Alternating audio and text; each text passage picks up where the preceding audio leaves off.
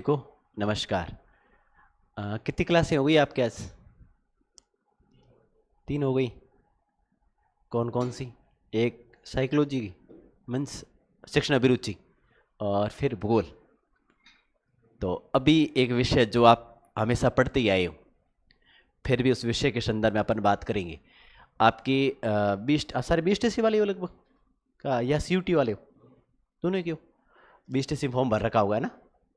तो उसी परिप्रेक्ष्य में अपन की अगर 20 की बात करें तो आपके लगभग 30 एक प्रश्न आते हैं। 30 प्रश्न का मैंने इसका मतलब आप समझ गए होंगे किसके आते हैं 30 प्रश्न। 20 में कितने प्रश्न आते हैं सारे, कुछ ये जानते हो आप लोग? हैं? नहीं जानते हो? मैं थोड़ा हल्का फुल्का आपको बता देता हूं। देखो, BSTC की बात करें, इसमें देखो, इसमें आपके कुल प्रश्न आते हैं 200। कितने आते हैं? 200। 200 में से आपके 50 प्रश्न आते हैं, वो तो आते हैं आपके जीके के। किसके आते हैं? जीके। जी फॉर जनरल, के फॉर नॉलेज। जिसमें देखो आपके राजस्थान का भूगोल भी आएगा, राजस्थान की इतिहास, कला, संस्कृति, और राजस्थान का अर्थशास्त्र, और इनको लेकर आपके इसके करंट अफेयर के क्वेश्चन नहीं आते। तो मोटा मोटा ये 50 क्वेश्चन आते हैं। उसके बाद 50 क्वेश्चन आपके आते हैं, वो आते हैं आपके, कह सकते हैं, तार्किक अभिक्षमता, जैसे आप कहते हैं, जैसे रीजनिंग कहते हैं।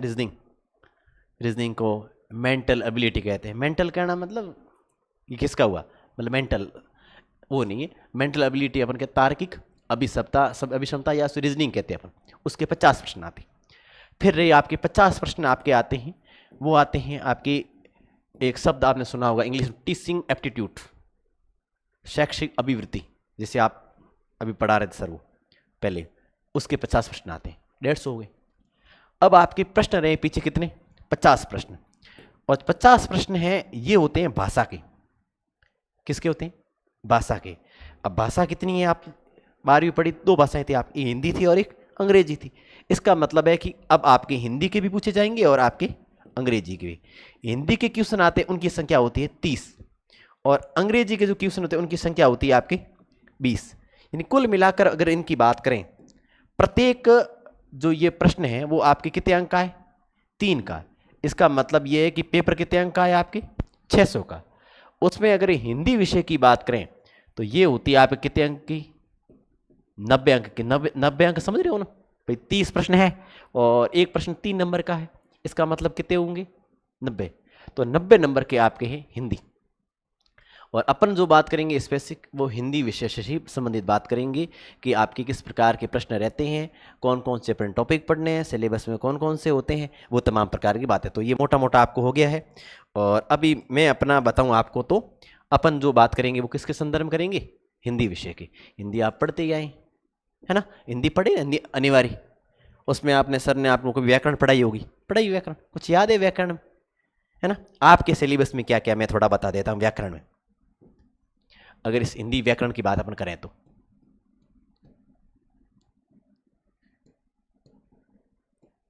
BSTC के सिलेबस के अकॉर्डिंग अगर अपन बात करें तो, ठीक है, इसमें अपन 2 प्रकार की बातें करेंगे। एक तो ऐसे टॉपिक होते हैं जो इन टॉपिक को तो अपन को ढंग से समझना होता है, और एक ऐसे कुछ टॉपिक होते हैं जिनको अपन समझना नहीं होता, उसको बार बार अभ्यास करना पड़ता है। जैसे मैं कहूँ पर्यायवाची, अब उसमें मैं क्या पढ़ाऊंगा, है? पर्यायवाची ऐसे शब्द होते हैं, उनको तो अपन को क्या पड़ता, बार बार अभ्यास करना पड़ता, अपने आप याद होंगे, बाकी कोई तरीका नहीं होता। समझने लायक कौन कौन से टॉपिक है, तो कहने का मतलब पहले अपन वो बात करेंगे जिन टॉपिक्स को अपन को समझना होता है ढंग से। पहला अपन टॉपिक लेते हैं, वो होता है आपका वर्ण परिचय। वर्ण परिचय मतलब वर्णों के बारे में परिचय जानेंगे भाई, स्वर कौन से हैं, व्यंजन कौन से हैं, उच्चारण स्थान के आधार पे क्या है, क्या सारी बातें। क्योंकि लगभग वर्ण परिचय से BSTC के 30 क्वेश्चनों में 1-2 क्वेश्चन तो मोस्टली रहते ही रहते हैं हमेशा। आप पेपर उठा के देखना। उसके बाद अपन फिर पढ़ेंगे, दूसरा टॉपिक पढ़ेंगे, वो पढ़ेंगे संधि एवं संधि विच्छेद। ये कितने जनों को आती है? संधि आती है आपको? नहीं आती? कोई बात नहीं, अपन इसको ट्रिकली बहुत बढ़िया तरीके से जब भी पढ़ेंगे तब व्यवस्थित पढ़ेंगे, ठीक है। और उसके बाद जैसे कि बात अपन करें, तीसरा टॉपिक अपना रहेगा वो रहेगा संधि से जुड़ा हुआ। अगला है वो समास। क्या है? समास। फिर है आपका उपसर्ग, और फिर है आपका प्रत्यय। ठीक। और उसके बाद अगला टॉपिक जो रहेगा वो आपके है, अगला है वाक्य विचार। ये समझने लायक टॉपिक इतने ही होते हैं ढंग के, मतलब आपके सिलेबस के अकॉर्डिंग बात करें तो। एक तो वर्ण परिचय, संधि, संधि विच्छेद। इसके संधि विच्छेद के मैं अभी पेपर देख रहा था, लगभग मोस्टली उसके आपके दो दो तीन तीन क्वेश्चन रहते ही रहते हैं, और दो तीन समास के रहते हैं, और दो उपसर्ग के रहते हैं, दो तीन प्रत्यय के रहते हैं, और दो क्वेश्चन आपके वाक्य विचार के रहते हैं। ठीक है। और उसके बाद में आपके सातवां आता है, वो थोड़ा सा समझेंगे अपन, शब्द व वाक्य शुद्धि। ठीक है। ये अब ये तो है अपने समझने की, और यहां पे जो मैं बात करूंगा इस साइड, और ये जो आपके रहते हैं इस साइड वाले जो टॉपिक, वो है आपको बार बार अभ्यास करना पड़ेगा। अभ्यास मतलब बार बार आपको उसको पढ़ना पड़ेगा, बाकी कोई उसका तरीका नहीं होता है। हालांकि मैं आपको पढ़ा भी दूंगा, फिर भी आपको उसका प्रयास करना ही पड़ेगा। जैसे कौन सा टॉपिक है? पहला है आपके, जैसे लेते हैं अपन पर्यायवाची। ठीक है।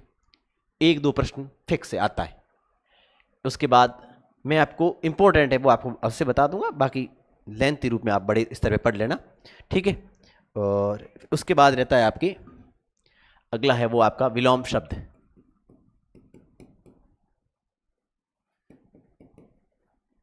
ठीक है। और फिर रहता है आपकी, कह सकते हैं, शब्द युग्म। और फिर रहता है पर्यायवाची विलोम शब्द, वाक्यांश के लिए एक शब्द, वाक्यांश के लिए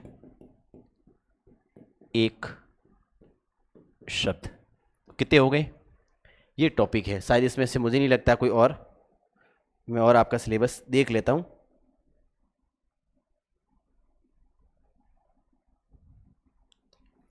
पर्यायवाची के बारे में बात कर ली, उसके बाद विलोम शब्द हो गए, शब्द युग्म, वाक्य विचार हो गया, शुद्धिकरण हो गया आपकी। हाँ, एक आपके हैं वो मुहावरे और लोकोक्तियां, वो रह गई। मुहावरे वो लोकोक्तियां, ये। ठीक है। और बस इतने टॉपिक है। अब देखो ये टॉपिक है आपके सिलेबस में, लगभग आपके 7 ये हो गए, और 7 और 5 इस साइड में, कुल मिलाकर 12 टॉपिक है इसके आपके, किसमें? हिंदी व्याकरण के। ये आपको देख के जाएंगे 30 सवाल, और 30 सवालों का मतलब 90 नंबर, और बहुत सिंपल से हल्का फुल्का सवाल आते हो, आराम से हो जाते हैं, कोई बहुत बड़ी बात रहती नहीं। इन कुल मिलाकर अपन ये कह सकते हैं कि इन सब में 2-2, 3-3 क्वेश्चन रहते हैं। मुहावरा लोकोक्ति तो सिंपल से हो जाते हैं, ठीक नहीं। वाक्यांश के लिए एक शब्द वाला थोड़ा सा टेढ़ा पड़ता है, थोड़ा बड़का पड़ा, यहाँ थोड़ा ज़्यादा आपको आवश्यकता पड़ती है जोर देने की, वो होती है, वो टॉपिक रहता है आपका शब्द युग्म। बाकी वाले हल्के फुल्के हैं, आराम से निपट जाते हैं, कोई बहुत बड़ी बात रहती नहीं। ठीक है। अब तो ये था आपका सिलेबस जो आपकी BSTC में है। इतने टॉपिक है हिंदी के।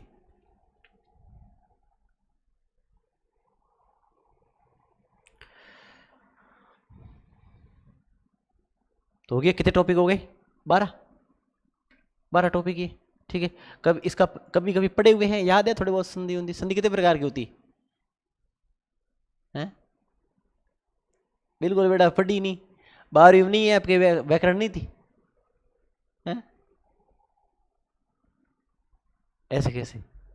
ऐसे फिर मामला कैसे होगा फिर? मैंने सोचा हिंदी तो आपके पढ़ी हुई है, ठीक है, यूं हल्का फुल्का बताना, ऊपर ऊपर बता देते हैं। तो हिंदी में पर ये डेरा है, तो फिर इंग्लिश में तो भैंस पूरी की पूरी बैठ गई, सिर नहीं दिख रहा उसका है। कोई नहीं, अपन धीरे धीरे आराम से कर लेंगे, आप लोड नहीं लेना। ठीक है। अगर अपन शुरू करें हल्का फुल्का, तो थोड़ा सा अपन ये एक बार आपका सिलेबस हो गया, परिचय हो गया। अब मैं थोड़ा सा आपको हल्का फुल्का कुछ बता देता हूँ। परिचय करवाता हूँ, वर्ण परिचय से शुरू करता हूँ। ठीक है, आप बालक सुनते रहें और जहाँ जहाँ आपको लगे सर के यहाँ कुछ बताना है तो आप पूछ लें। छोटा परिवार सुखी परिवार।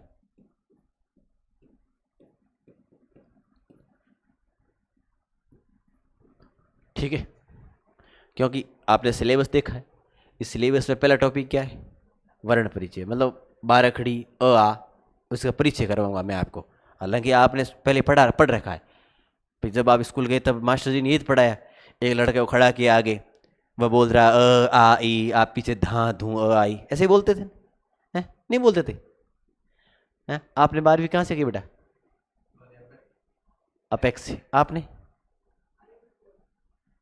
आपने गंगासरा कहाँ रहते हो तो फिर?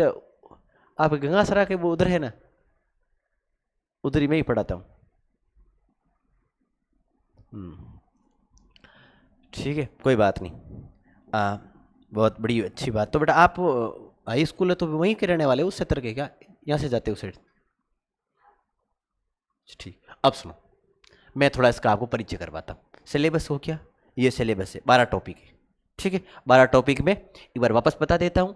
8 टॉपिक जो आप ये देख रहे हो, इन टॉपिकों को अपन क्या करना है, अपन इसको बहुत बढ़िया समझेंगे। इन टॉपिकों में साथ साथ में आपको ये आपको एक तो पीपीटी दे देंगे, मतलब पीडीएफ, और साथ साथ में हमेशा प्रैक्टिस करेंगे, 5 7 10 10 याद करेंगे तो याद हो जाएंगे। ठीक है, अब सुनो, क्योंकि इन बेटा समझाने वाली बात कुछ रहती नहीं। अब देखो, अब अगली बात करते हैं वर्ण परिचय। वर्ण का मतलब जो अपन आर में, उनका हम थोड़ा परिचय लेते हैं। और परिचय लेने से पहले अपन पढ़ रहे हिंदी। भाई मैं आपको हिंदी विषय पढ़ाऊंगा, तो आपके मन में आएगा सर ये हिंदी है क्या? हिंदी के बारे में आपको बताऊं। पहला है शब्द है हिंदी। आप कहोगे सर ये हिंदी क्या है? पहला, हिंदी किस भाषा का शब्द है पता है? कौन सी भाषा का शब्द है पता है किसी को? है? अब वर्ण परिचय के बारे में बाद में बात, पहले मैं हिंदी के बारे में आप बता दूं। हिंदी क्या है? नहीं, हिंदी किस भाषा का शब्द है पता है किसी को? संस्कृत का है? लैटिन भाषा। लैटिन भाषा बेटा उसमें से नहीं। अब सुनो मेरी बात, एक मिनट सुनो। हिंदी बेटा उस समझाने से पहले मैं थोड़ा सा आपको हल्का फुल्का कुछ यहां बता देता हूं।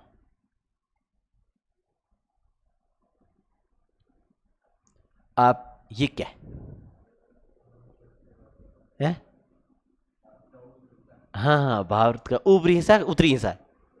उत्तरी, ठीक है, बहुत बढ़िया, खूबसूरत जवाब आपका। देखो, इस भारत के जो ऊपरी हिस्सा, इसमें से एक यहां से होते हुए यूं सर्फ जाता है, हाफ पर्ड दिख रही है, इसको क्या कहते हैं?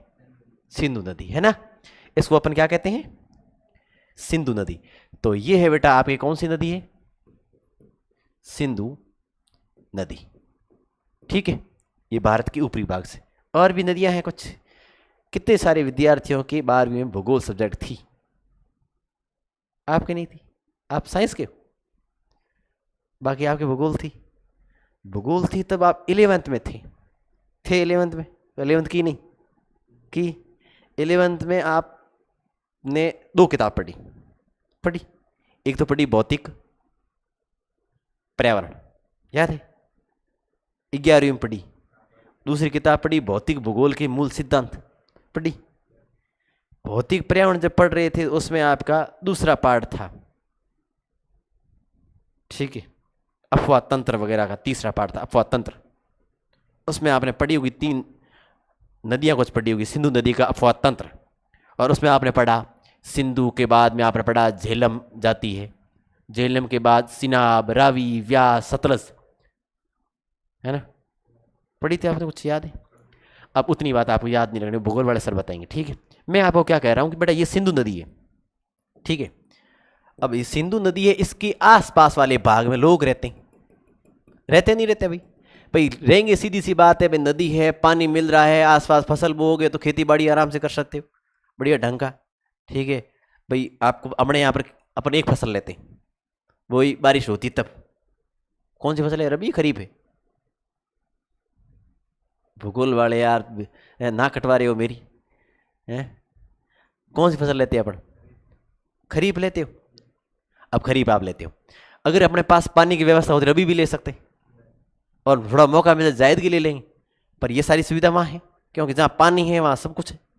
अब बेटा है क्या कि जैसे कि ये कोई स्थान है, ये अब हुआ क्या, सिंधु नदी की प्राचीनता की बात, पहले की बात करें तो सिंधु नदी के आसपास वाला भाग था, वहाँ लोग रहते थे और वहाँ जो भाषा बोलते थे उस भाषा का नाम था बेटा आपकी सिंधु। क्या नाम था भाई? जो सिंधु क्षेत्र के आसपास लोग रहते थे भाषा का नाम भी क्या था? सिंधु था। अब होता है क्या कि यहाँ ईरानियों का आक्रमण होता है। ईरानियों आक्रमण समझे, हमला होता है। आक्रमण का मतलब एक आक्रमण होता है, एक युद्ध होता है, समझते हो? आक्रमण किसे कहते हैं, युद्ध किसे कहते हैं? युद्ध का मतलब है कि आप ललकार दिए आजा मैदान में आमने सामने, और आक्रमण वो होता है कि आप जैसे यहाँ से रवा मैंने पीछे मुक्का मार दिया, इसको बोलते हैं आक्रमण। तो ऐसा आक्रमण अक्सर होता रहता, और होने की वजह से यहाँ पर क्या है कि ईरानियों का बहुत ज़्यादा प्रभाव पड़ा। ईरानी, ठीक है, और ईरानियों की भाषा थी, उसका नाम था फारसी, है ना। इसका मतलब ईरानियों का यहाँ पर क्या होता है, इनके इन गाँव में आक्रमण होता है, और इस वजह से, और ये इनकी भाषा होती है वो कौन सी होती है? वो होती है आपकी फारसी। अब फारसी होती है तो यहाँ पे जो लोग रहते थे, अब देखो आप सभी जानते हैं कि अभी एक सचित शादी हो रही है मुकेश भाकर और कमल मीणा की, सुनी आप लोगों ने? नहीं, कोई बात नहीं, बहुत दूर की बात कर ली मैंने, ठीक है, तो मैं नज़दीकी कहीं से बात कर लेता हूँ, कोई भी मान लो, ठीक। अब आप ये बताओ कि आप किसी एक अलग समुदाय से हो, मैं मान लो कि आप एग्जाम्पल मान लो किसी समुदाय से हो, और आप किसी दूसरे समुदाय मान लो आप रिश्ता करते हो, समुदाय मतलब अलग जाति, अलग जातियों, तो सीधी सी बात है उस जाति की अलग भाषा थोड़ी बहुत अलग होगी, टून बोलने की तरीका अलग होगा, तो सीधी सी बात है उस घर की लड़की अपने घर में आएगी, थोड़ा बहुत कुछ वो सीखेगी या उसकी भाषा से अपन कुछ प्रभाव पड़ेगा। इसका मतलब है कि इन फारसियों की वजह से, यहाँ पर आने की वजह से अपने जो यहाँ पर सिंधु बोलते थे ना भाषा, इन पे थोड़ा प्रभाव पड़ा, और प्रभाव पड़ने से हुआ क्या था कि वे जो फारसी लोग थे ना, वे बेटा क्या करते हैं, स जो शब्द है ना इसको बोलते हैं ह, और जो ध शब्द था ना इसको बोलते हैं द। कहने का मतलब है कि अपन तो बोलते सिंधी, ठीक है, लेकिन वे स को क्या बोलते थे, ह बोलते थे, और ध को क्या बोलते थे, द बोलते। कौन? फारसी। तो इनकी भाषा का प्रभाव इस क्षेत्र में पड़ता है, सिंधु के आसपास वाले क्षेत्र, और इस वजह से जो सिंधु है, जो भाषा पहले आप सिंधु के आसपास वाले क्षेत्र में क्या बोली जाती थी, सिंधु, और वो भाषा क्या होगी आपकी, हिंदू। क्यों हिंदू हुई? क्योंकि स को तो ह कहते थे और ध को द कहते थे, इसलिए सिंधु से क्या हो गया, हिंदू हो गया, और ऐसे में कह सकते हैं कि ये क्या होगी, हिंदू। अब हुआ क्या, कहने का मतलब ये है कि अब पहली बात ये होगी कि हिंदी किस भाषा का शब्द है, फारसी भाषा का शब्द है। क्यों बना? क्योंकि साहब बात यह है कि आप सिंधु नदी के आसपास वाले क्षेत्र में फारसियों का जो आक्रमण हुआ और उनकी भाषा का जो प्रभाव पड़ा, उन प्रभाव की वजह से धीरे धीरे आप कह सकते हैं कि अब सिंधु था वो किस में कन्वर्ट हो गया, चेंज हो गया, हिंदू में। अब हिंदू से आगे क्या हो बेटा, आगे ये हुआ कि जो हिंदू था इसके साथ में आप कह सकते हैं प्रत्यय लगा, उस प्रत्यय का नाम था आपका इक। क्या नाम था? इक। और ये शब्द बन गया आपके कौन सा, हिंदीक। क्या बन गया? हिंदीक। और क्या साहब हिंदी शब्द शोभा नहीं देता, फूट नहीं दिखता है, तो क्या करें साहब, तो एक हटा दो, है ना। तो क्या एक प्रत्यय इसको क्या करो साहब, हटा दो, और हटा दो तो फिर क्या करो सर, तो कह गए इस हिंद के साथ में कौन से प्रत्यय जोड़ दो आप, जो हिंदी का था आप कह सकते हैं हिंदी था, इनको एक को हटाकर यहाँ प्रत्यय कौन सा जोड़ दिया, ई, और इस प्रकार शब्द क्या बन गया आपकी, हिंदी। इसका मतलब ये कि मूल रूप से बात करें तो हिंदी किस भाषा का शब्द है, फारसी भाषा का शब्द है। किस भाषा का शब्द है? तो अपन बात करेंगे पहला, तो हिंदी यह किस भाषा का शब्द है, यह फारसी भाषा का क्या है, शब्द है। क्या बात की अपने, यह फारसी भाषा का शब्द है। डन, बात कंप्लीट होगी के लिए। अब देखो आगे बढ़ते हैं, यहां होगी।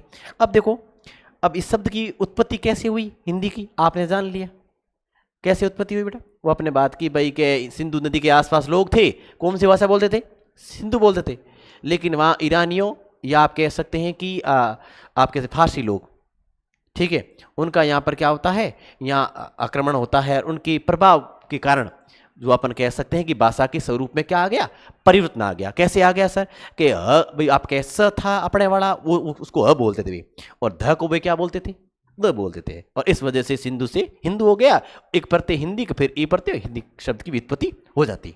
ठीक है, ये बात थी इस प्रकार वहां से। अब बात आती है यहाँ तक क्लियर होगी हिंदी शब्द की। अब आपके जहन में प्रश्न आएगा कि सर आप वहां गए थे, क्लास कोचिंग गए थे, ठीक है, अब दूसरी बात आपसे ये पूछी जाएगी, कोई पूछ लेता कि सर हिंदी है क्या, आपसे पूछ लेते हिंदी क्या है, आप क्या कहोगे, हिंदी सांप है, सांप है? ना, तो जहर है, नहीं, हिंदी एक भाषा है। क्या है, हिंदी है क्या, भाषा है। तो अब देखो इसका मतलब यह है कि दूसरा बात यह आती, दूसरी बात अपन करें तो क्या हिंदी है क्या, तो आपने बात की हिंदी क्या है, भाषा। अब आप सर भाषा के तो आप बात छोड़िए, पहले तो ये बताओ कि आखिर भाषा ही क्या है, अब हिंदी भाषा है, भाषा क्या है ये तो बताओ आप, नहीं तो कैसे पता चलेगा भाई, आपने कहा कि हिंदी क्या है साहब, की भाषा है, भाषा क्या है। अब देखो भाषा को सुनो आप, भाषा की बात अपन करें सुनो, तो ये जो भाषा शब्द है ना, ये बना आपकी भास धातु है, और आ आपका इसमें क्या है, ये तो है आ है आपका इसमें प्रत्यय, प्रत्यय समझते हो, पीछे लगता है ना, वे शब्दांश जो पीछे लगते हैं, पीछे मतलब बाद में, और आगे लगे वे कौन से होते हैं, उपसर्ग होते हैं। ठीक है, खूबसूरत बात आप जानते हो। और भा से आप ही क्या है, धातु, समझ रहे हो ना बात को। ठीक है, अब सुनो, इतनी बात आपको ध्यान है। अब है क्या, अगर सुनो साहब के आपने ये तो बता दिया सर, पर आगे की बात पूरी मैं बताऊं तो बेटा देखो, अगर इसकी आगे की बात अपन पूरी करें देखो, तो इसमें ये कहते हैं कि भाषा शब्द है ना, कौन सा शब्द है, भाषा, भाषा शब्द है वो आपकी संस्कृत, किसके, संस्कृत, संस्कृत जानते हो, आज से पहले 2 साल पहले आपने पढ़ी थी वाजवर, वाजवर क्यों, कि वाज था, वर थे, कब, जब 10वीं में थे तभी पढ़ी आपने, 9th 10th तक पढ़ी, उसके बाद थोड़ी पढ़ी है, तब आपने अवश्य पढ़ी। तो कहने का मतलब भाषा शब्द है वो संस्कृत की भास धातु से,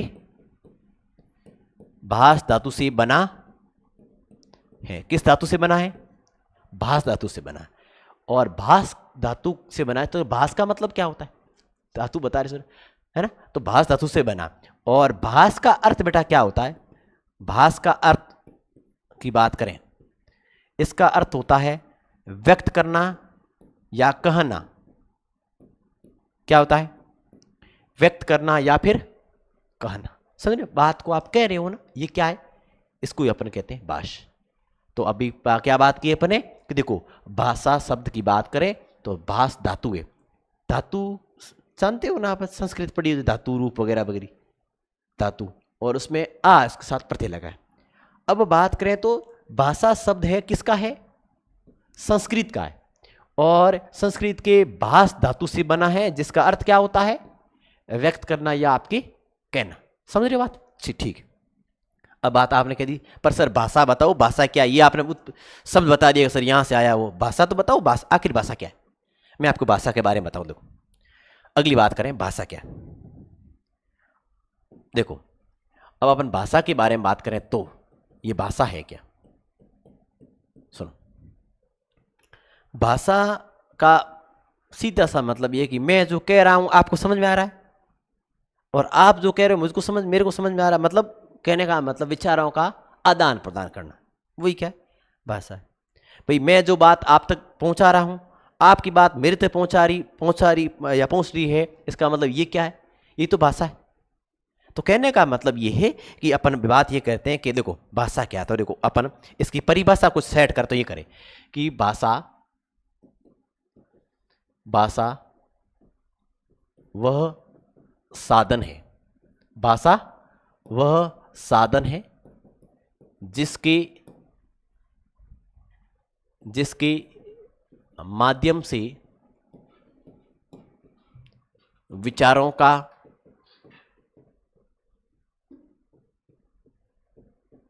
विचारों का आदान प्रदान किया जाता है। क्या बात की अपने? परिभाषा तो आप लोगों को थोड़ी व्यवस्थित लिखनी पड़ती है। बाकी भाषा क्या है, मैं कह रहा हूं, आप कह रहे हो, बात समझ में आ रही है? भाषा, ठीक है। क्या बात की? भाषा वह साधन है जिसके माध्यम से विचारों का आदान प्रदान किया जाता है, उसे अपन क्या कहते हैं? आदान प्रदान, लेन देन, ठीक है। आदान प्रदान किया जाता है, उसे अपन क्या कहते हैं? वो आपका भाषा है।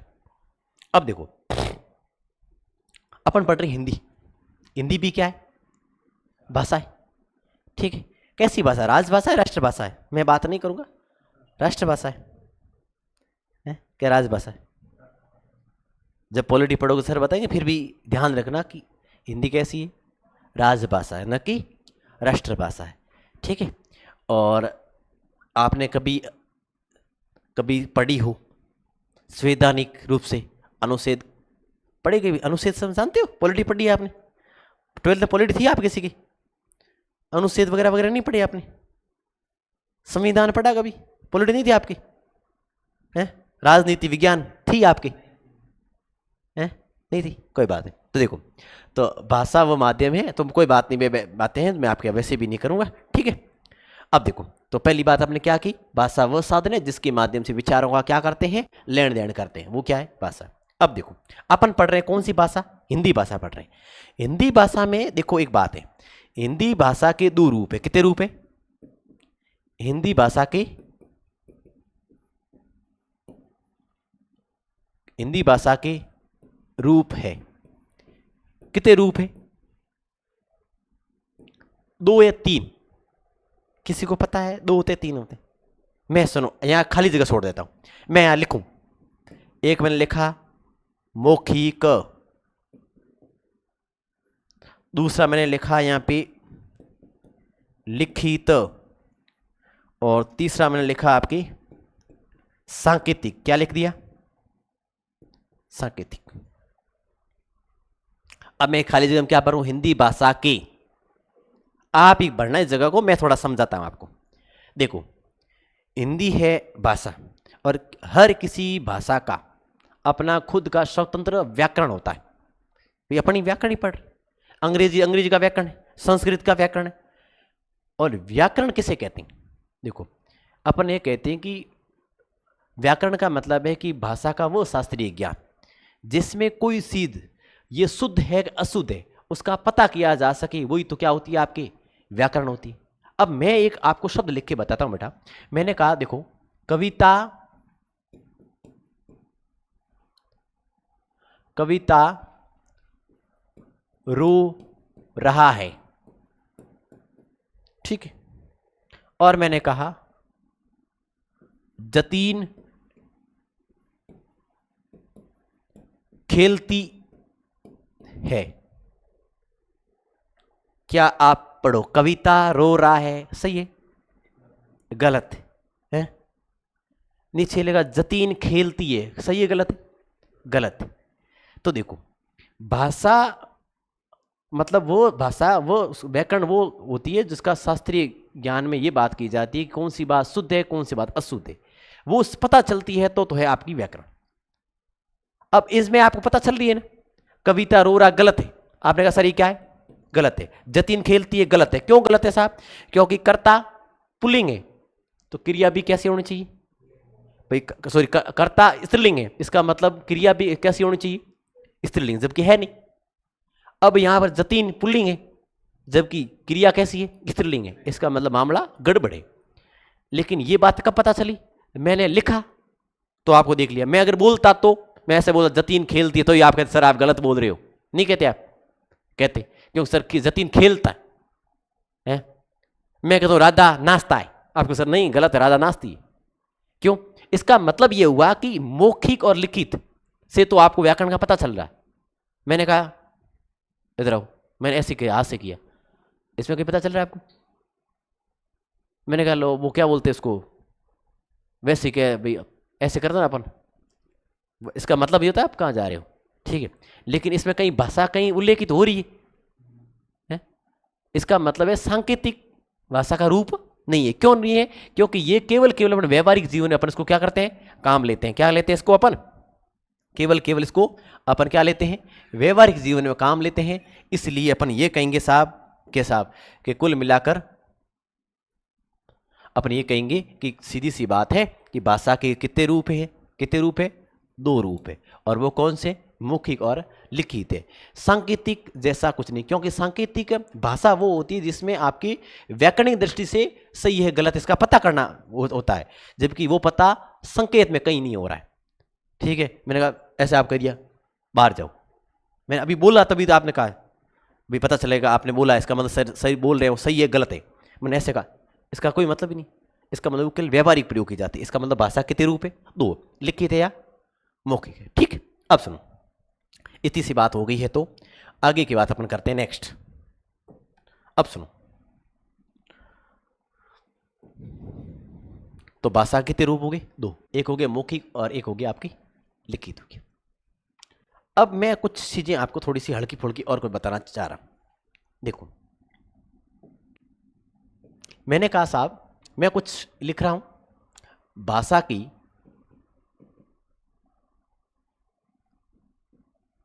सबसे छोटी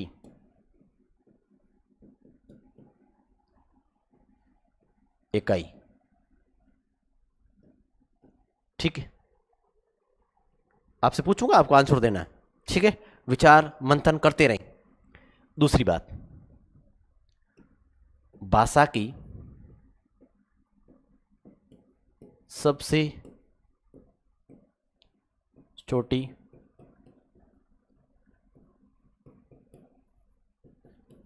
लिखित इकाई। ठीक है, तीसरी, भाषा की सबसे छोटी सार्थक इकाई। ठीक, एक मैंने लिखा जैसी भाषा की सबसे या भाषा की पूर्ण इकाई। हाँ जी, अब आपसे जवाब की अपेक्षा रहेगी। हाँ जी, पहला, भाषा की सबसे छोटी इकाई क्या कौन सी होती है? वर्ण। कितने दिनों ने वर्ण कहा है? दोनों ने कहा है, आपने भी कहा है, आपने नहीं कहा है। आपके हिसाब से कौन सी? आप ये बताओ। मैंने भाषा के बारे में क्या कहा? विचारों का आदान प्रदान भाषा। क्या आप छोटे थे? अब तो बड़े हो गए। जब आप शुरुआती दौर में थे, मम्मा पापा मी ऐसे बोलते थे? नहीं बोलते थे? सीधे सीख के साथ फड़ाफड़ हिंदी बोलना है। तो आपको बताओ, सबसे भाषा की सबसे छोटी इकाई तो क्या है? ध्वनि है भाई। सबसे पहले आदि मानव की बात करें, अपन भी संवाद घर पे बच्चे संवाद करते हैं, मम्मी घी ले आऊं, कुछ भी ले मान ले, तो वो किस में बात करते हैं? इसका मतलब ये कि तो वो तो अपने विचार, वो स्कूल गए ही नहीं, उन्होंने वर्ण पढ़े ही नहीं, फिर भी बात कर रहे हैं, उसकी बात आप समझ रहे हो। इसका मतलब आप वर्ण कैसे हुई? भाषा की सबसे छोटी इकाई क्या होती है? ध्वनि होती है। क्योंकि आपको ध्वनि, भाई आपने पढ़ा भाषा, भाषा क्या है? विचारों का लेन देन बस। और वो आराम से बच्चे कर पा रहे हैं, बिना पढ़े कर पा रहे। अपने वाले बूढ़ी कभी स्कूल नहीं गए, वे कह रहे हो आप नहीं समझ रहे हो, और आप कहते वो नहीं समझते। क्या समझते? कभी स्कूल गए ही नहीं। इसका मतलब है कि भाषा की सबसे छोटी इकाई क्या है? ध्वनि है। ध्वनि का मतलब आवाज। तो कहने का मतलब ये हुआ कि भाषा की सबसे छोटी इकाई क्या होती है? आपकी ध्वनि होती है। क्या होती है? ध्वनि। अब आपका जो प्रश्न था ना, उत्तर था, वो अब सही बैठेगा। क्या लिखा है? भाषा की सबसे छोटी लिखित, लिखने में कौन सी इकाई होती? अब है आपका कौन सा होगा? वो वर्ण होगा। ठीक है, वो होगा वर्ण। ठीक, अब भाषा की सबसे छोटी सार्थक इकाई, सार्थक, सार्थक का मतलब अर्थ के साथ भाई, है ना। सार्थक का मतलब होता है सधन अर्थ, स का मतलब साथ में, सहित, अर्थ के साथ, सार्थक इकाई। भाषा की सबसे छोटी सार्थक इकाई क्या होती है, मैं आपको आराम से सब समझाऊंगा। फिलहाल देखो वर्ण क्या है बेटा, देखो जैसे कह दिया मैंने क,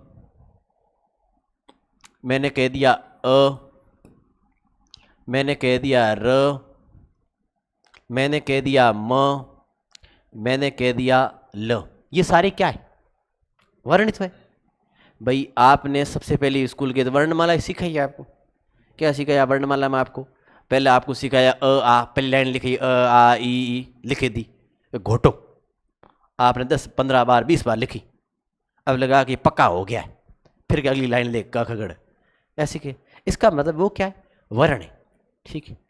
अब देखो मैं आपको फिर ना शुरुआती तो हम बच्चे को सिखाते हैं ना, किताब कॉपी पढ़ना सिखाते, तो क्या सिखाते हैं, देखो क्या लिख क, हाँ और क, फिर इसके साथ में क्या बन गया क, फिर टाबर को सिखाते हैं कि ये क्या है, ये क्या म अलंत में आता, उसके बाद कहते हैं ये क्या है अ, इसके बाद ये क्या है के ल, और इसके बाद क्या है अ। अब पढ़ तो कमल, कमल यूं कह, बच्चा बोलता नहीं बोलता। अब इसका मतलब ये कि ये तो थी, ये तो जो आपने वर्ण अलग अलग देखे ये थे वर्ण, भाषा की सब छोटी गई क, छोटी गई बोल रहा म, लेकिन इन वर्णों का सार्थक समूह, वर्ण सारे सार्थक मिलकर ये क्या शब्द बना रहे, क्या बना रहे, कमल। तो कहने का मतलब ये कह रहा है कि भाषा की सबसे छोटी सार्थक इकाई इन सर्थ, ये क्या है सारे सार्थक है। सार्थक का मतलब क्या है, अर्थ के साथ है, ये पूरा अर्थ दे रहा है। अभी बाकी पहले क कोई अर्थ नहीं दे रहा था, म पहले कोई अर्थ नहीं दे रहा था, लेकिन जब इनको साथ जोड़ा, इनको सबको साथ में जोड़ा, क ये इन दोनों को जोड़ा बन गया क, और इन दोनों को जोड़ा बन गया म, इन दोनों को जोड़ा बन गया ल, और शब्द बन गया आपके कमल। तो अब एकदम सार्थक शब्द बन गया, पहले सार्थक थोड़ी था ये, पहले अर्थ दे रहा था क्या, कुछ नहीं, क क्या म क्या, अब अच्छा कमल, तो आपके मस्तिष्क में आया कमल तो लड़का भी हो सकता है, कमल फूल भी हो सकता है, इसका मतलब अर्थ दे रहा है ना। तो ये हो गया कमल। इन कहने का मतलब भाषा की सबसे छोटी सार्थक इकाई क्या है, वो है आपके क्या होती है, वो होती है आपके कौन सा, वो होता है आपका शब्द, क्या होता है शब्द, ठीक है। अब अगला पूछा जा रहा है कि भाषा की पूर्ण इकाई, पूर्ण इकाई क्या होती है, वो होती है आपकी वाक्य। अब देखो वाक्य क्या, मैं आपको अलग अलग सारी चीजें बताऊंगा, देखो वो होती है आपके क्या वाक्य, ठीक। अब देखो कैसे, जैसे देखो मैंने यहां से इसको मिटा देता हूं ना,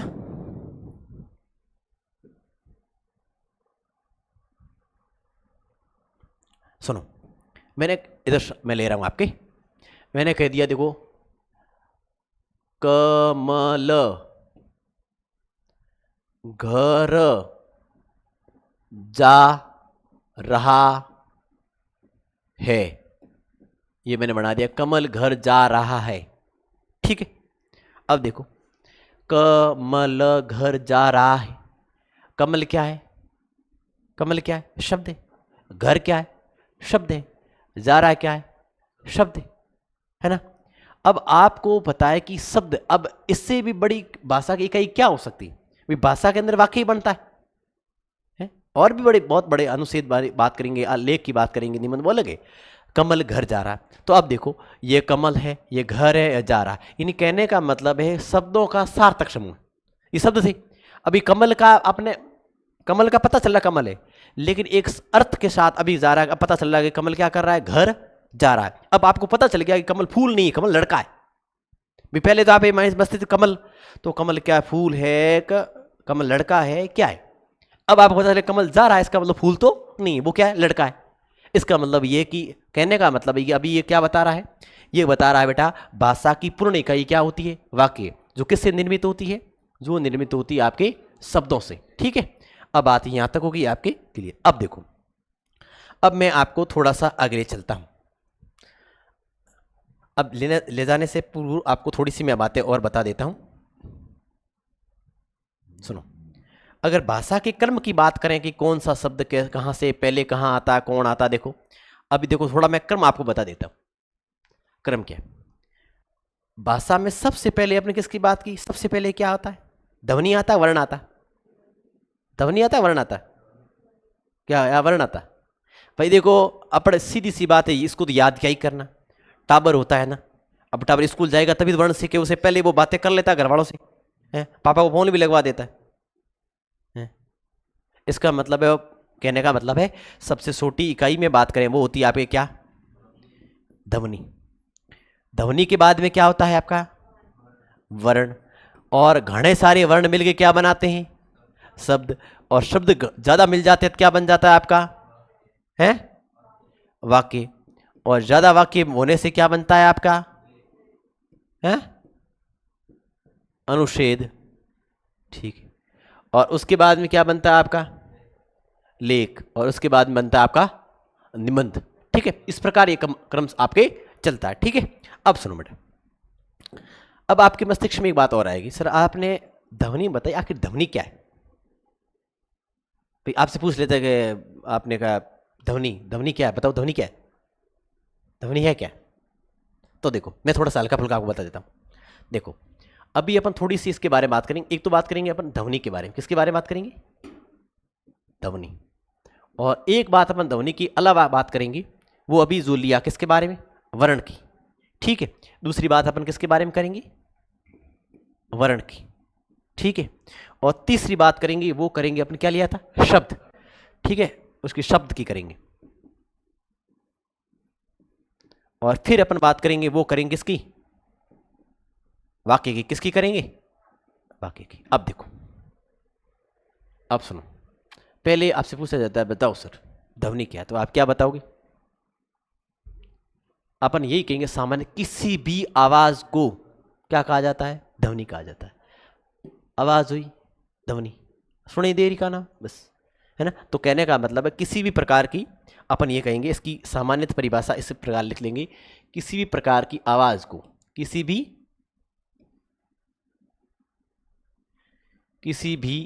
प्रकार की आवाज को ध्वनि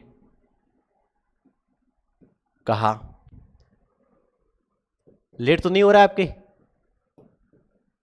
हैं लेट हो रहा है, लेट हो रहा है? हाँ तो मेरे जैसे ब्रांडेड है, कभी भी जा जाएगा। इनके पूछ रहा हूँ। हाँ बेटा आपके लेट नहीं हो रहा है? ऐसा नहीं हो गया भाई लेट हो गया, इतना टाइम है फिर। ये हल्की फुल्की चार बातें कर लेते हैं, उसके बाद आपको फ्री कर देंगे। ठीक है, अब क्या है, ध्वनि क्या है, किसी प्रकार की जो आवाज आ रही है ना, वो क्या है, ध्वनि। ठीक सा। अब देखो दूसरी बात अपन करते, सुनो अगली, वो है आपके जैसे वर्ण क्या है। पहला तो बेटा आपने बात की कि वर्ण क्या है, तो वर्ण अपन ये कहेंगे कि भाषा की सबसे छोटी लिखित इकाई। ये बात जानते हैं आप लोग। तो पहली बात तो क्या है कि यह भाषा की, यह भाषा की सबसे छोटी क्या है, लिखित इकाई है। एक बात बताओ मुझे, मैं यहां दो शब्द लिख रहा हूं, एक मैंने लिखा है यहां इकाई, एक मैंने लिखा है यहां पे इकाइयां, और एक मैंने लिखा है आपके इकाई, और एक मैंने लिखा है आपके इकाई। इसमें आप ये बताओ 1 2 3 4, हाँ ऑप्शन आपका सुनो, ए बी सी डी। पहले तो ये है कि 1 2 3 4 सही, चारों ही सही है। दूसरा ऑप्शन है कि 1 व 2 सही। सी में आपका 3 और 4 सही, और डी में आपका है 1 2 3 सही। ये आपके ऑप्शन है। ए में तो मतलब ये चारों सही है, बी में क्या पहला दूसरा, सी में मतलब तीसरा चौथा, और डी का मतलब है पहला दूसरा तीसरा तीन। बताओ ऑप्शन नंबर बी। हाँ बेटा, तेरे को दिख तो रहा है? ठीक है।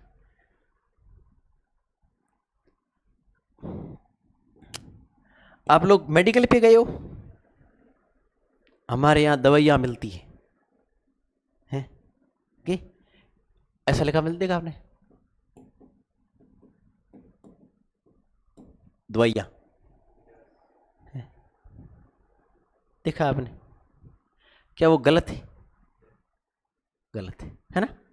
हमेशा ई के बाद में अब बहुवचन बना रहे हो तो वहाँ पर ई है वो आपकी बड़ी ई है क्या हो जाती है? आपकी छोटी बन जाती है, क्योंकि ई आपके प्रत्यय लगता है। ऐसे में अपन ये कहेंगे सर ये आपकी शुरुआत वाले बेटा क्या दोनों सही है, ये दोनों आपके गलत है। ठीक है, थोड़ा हल्का फुल्का ध्यान रखना, क्योंकि सब शुद्धि भी आपके है, जानते हो ना, इसलिए अपना साथ साथ में उसका भी प्रयत्न करते रहेंगे। अब सुनो, दवाइया बेटा ये क्या है आपका? गलत है। ठीक है, ये वाला। अब सुनो, यह भाषा की सबसे छोटी क्या है? लिखित इकाई है। ठीक है, अब बात सर लिखित इकाई पहले आपने बता दी, अब आप ये बताओ आखिर वर्ण क्या है? तो देखो, अब मैं आपको थोड़ा सा इसके बारे में थोड़ा ऊपर ले लेता हूं। अब देखो, मैं इसके बारे में कुछ लिखूं तो आपको बता देता हूं, सुनो। पहले आपने क्या लिखी? ये भाषा की सबसे छोटी लिखित इकाई है। दूसरी बात अपने इसमें लिखें,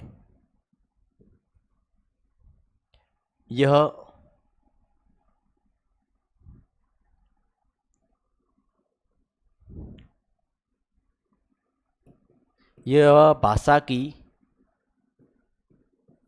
वह इकाई है जिसके जिसके टुकड़े टुकड़े समझते हो? जैसे एक कोई चीज थी, आपने अलग अलग करना, जिसके टुकड़े अथवा खंड नहीं किए जाते हैं। वर्ण क्या है? कि भाषा की वह इकाई जिसके टुकड़े या खंड नहीं किए जाते हैं वो क्या होते हैं? आपके वर्ण होते हैं। जैसे मैं यहाँ कुछ लिखूं तो जैसे मैंने यहाँ लिखा कुछ वर्ण लिखूं मैं, आप देखते रहिएगा। जैसे मैंने यहाँ लिखा आपकी अ, मैंने लिखा यहाँ क, मैंने यहाँ लिखा म, यहाँ मैंने लिखा आपकी ल। ठीक है, और ये मैंने लिखा आपकी न, और ये मैंने लिखा आपके य, और ये मैंने लिखा आपकी न वापस। ठीक है, आप ये जानते हैं कि आप कहोगे सर फिर आधे हैं तो हमने तो पूरे पढ़े। जब मैं आगे चलूंगा तो आपको दो प्रकार के वर्णों को भाग करूंगा आगे आपके, एक होंगे स्वर होंगे, एक आपके व्यंजन होंगे। स्वर बेटा वे होते हैं जो स्वतंत्र होते हैं, उनको हेल्प की आवश्यकता नहीं होती है। ठीक है, आपकी तरह जवान होते हैं, आपको आवश्यकता नहीं। और व्यंजन थोड़े बूढ़े होते हैं, उनको हेल्प की आवश्यकता होती है। हेल्प का मतलब वे, कहने का मतलब दादाजी किसके सहारे चलते हैं? अपने सहारे। वे बूढ़े हो जाए तो फिर अपने सहारा है उनका। उसी प्रकार व्यंजन जो होते हैं ना, वे स्वरों की सहायता से बोले जाते हैं। ठीक है, इसका मतलब ये आपको दिख रही है, ये सारे के सारे नीचे दिख रहे हैं, ये डंडिया, ये इनका मतलब, इनका कहने का मतलब सारा है, क्योंकि सारा की आवश्यकता है। और वो सारा हेल्प कौन करता है? यहाँ पे स्वर करते हैं, और स्वर जैसे आ जाते हैं पूरे हो जाते हैं। ठीक है, अब मैं आगे आपको जब पढ़ाऊंगा तब वर्णों के अलग अलग भेद पढ़ेंगे अपन, स्वर व्यंजन मात्राएं, तब बात करेंगे। अभी तो आप ये बेसिक हड़कल फुड़की बातें सुनो। अब देखो, तो ये तो क्या सारे के सारे आपके वर्ण। ठीक, अब सुनो अगली बात। अगली बात आपकी आती है नेक्स्ट, वो आती है शब्द। शब्द क्या है? तो देखो, शब्द अपन ये बात की थी पहले, तो ये भाषा की सबसे छोटी कैसी है? सार्थक इकाई है ना। अब शब्द बनते किससे? वर्णों से तो बनते। तो अपन ये बात करेंगे कि यह वर्णों के सार्थक समूह से निर्मित होते हैं। शब्द किससे बनते हैं? ये वर्णों के सार्थक समूह से निर्मित होते हैं। सार्थक शब्द कैसे? जैसे देखो एग्जाम्पल मानो, मैं आपको कुछ कह रहा हूं, मैंने कह दिया, मैं यहां से कुछ शब्द लिख रहा हूं, जैसे मैंने लिखा है आपके, मैंने लिखा है यहां पे र धन आ, धन म, धन आ, धन य, धन अ, धन ण, धन अ। क्या ये सही है? इससे, और मैंने यह शब्द बना दिया बेटा रामायण। क्या ये सही है गलत है ना? ये मैंने शब्द बनाया रामायण, गलत है कि सही है? सही है। क्यों गलत? इसलिए बेटा र पूरा पड़ा है, फिर आ को क्या करोगे? है? इसका मतलब ये भी क्या होना चाहिए? वर्ण तभी है, आ अपने आप में पूरा होता है, म अभी वर्ण बना है, य, और अब र, आ की मात्रा कैसी होती है? ऐसी होती म, जैसे आ की मात्रा आई, र पूरा, मा पूरा, य का ये। अब अ है ना, अ के बारे में ध्यान रखना कि अ है ना, ये उदासीन है। उदासीन का मतलब न्यूट्रल है, किसी के साथ छेड़छाड़ नहीं करता, कोई हेरा फेरी नहीं करता है, ठीक है। इधर वाला क्या है, मेरे साथ आ, इधर वाला क्या है, मेरे साथ, सबके साथ जाता है, लेकिन किसी के साथ हेरा फेरी करता नहीं। इसलिए ये इसके साथ आ गया और वैसा का वैसा शब्द रहा, बस वो डंडी बैठ गई, हलंत। अब आगे बात करें, ण में भी स्थितियां क्या थी? वो उदासीन है, और शब्द बन के आप क्या ये रामायण। तो अब आप बेटा इसमें देख रहे हो क्या है कि यह वर्णों का सार्थक समूह, ये सारे के सारे क्या है? वर्ण है, और वर्णों से क्या बना है? शब्द। तो यही तो कह रहे हैं क्या है कि वे वर्णों के सार्थक समूह से क्या बनते हैं? आपके शब्द बनते हैं, ठीक है। अब चलिए आगे की बात करते हैं, नेक्स्ट। अगला अपना लेना है वाक्य। क्या लेना है? वाक्य। अब इसमें देखो वाक्य में क्या है, इस वाक्य की बात करें तो देखो, अभी पहले मैं आपको बता रहा था, मैंने बताया था कि भाषा की पूर्ण इकाई क्या होती है? वाक्य। पूरी इकाई इसको क्या बोलते हैं? वाक्य बोलते हैं। अब सुनो, अगर वाक्य की बात अपन करें, पहली बात आपने क्या की? भाषा की पूर्ण इकाई क्या है? ये पूर्ण इकाई है।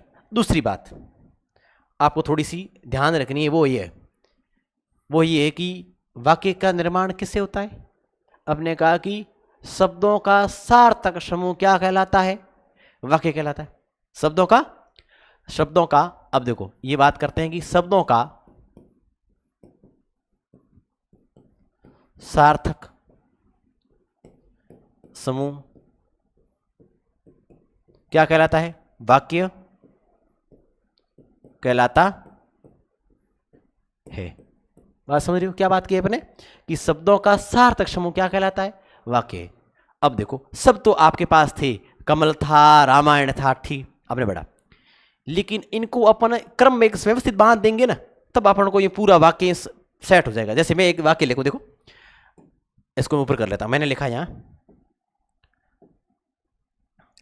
मैं लिखा यहां कमल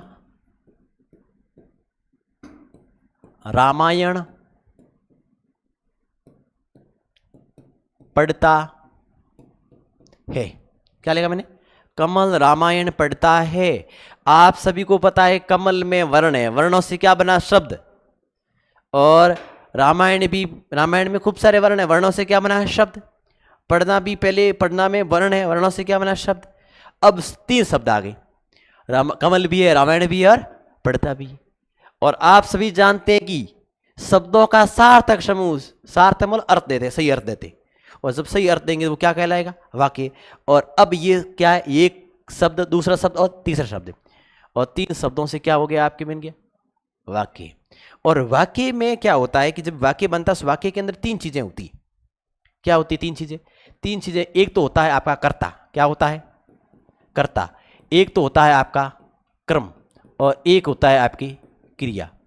अगर आप लोगों ने इंग्लिश पढ़ी है तो इंग्लिश में होता है आपके SVO, यही होता है ना, सब्जेक्ट वर्ब ऑब्जेक्ट। इंग्लिश में वर्ब कर्ता के बाद में आती है, जबकि हिंदी में आप करो वर्ब मतलब क्रिया सबसे अंत में आती है ना, कर्ता क्रम क्रिया। अब कर्ता का मतलब करने वाला कौन है? कमल। कर्म का मतलब क्या काम कर रहा है? रामायण, है ना, रामायण को क्या पढ़ता है? पढ़ना क्या है? क्रिया, है ना। तो कर्म क्या है? रामायण पढ़ रहा है उसको, और पढ़ना क्या है, क्रिया। इसका मतलब है कि अब ये शब्द अगर बात करें, ये शब्द थे अब एकदम सार्थक है, एकदम सही अर्थ दे रहे हैं, इसलिए अपन कह दिया ये क्या बन गया आपकी वाक्य। ठीक है, तो कहने का मतलब है कि आप कह सकते हैं सार्थक शब्दों से किसका निर्माण होता है, वो उसका वाक्य का निर्माण होता है। तो ये अभी कमल रामायण पढ़ता है, 3 सार्थक शब्द थे, इससे आपका क्या बन गया, वाक्य बन गया। तो ये बात थी आपके इसके वाक्य के संदर्भ में। मुझे ऐसा लगता है कि काफ़ी लेट हो गया आपके भी, 7 बजे का यहाँ कहा हुआ था और 7:30 हो गए हैं। ठीक है, तो सुनो सर,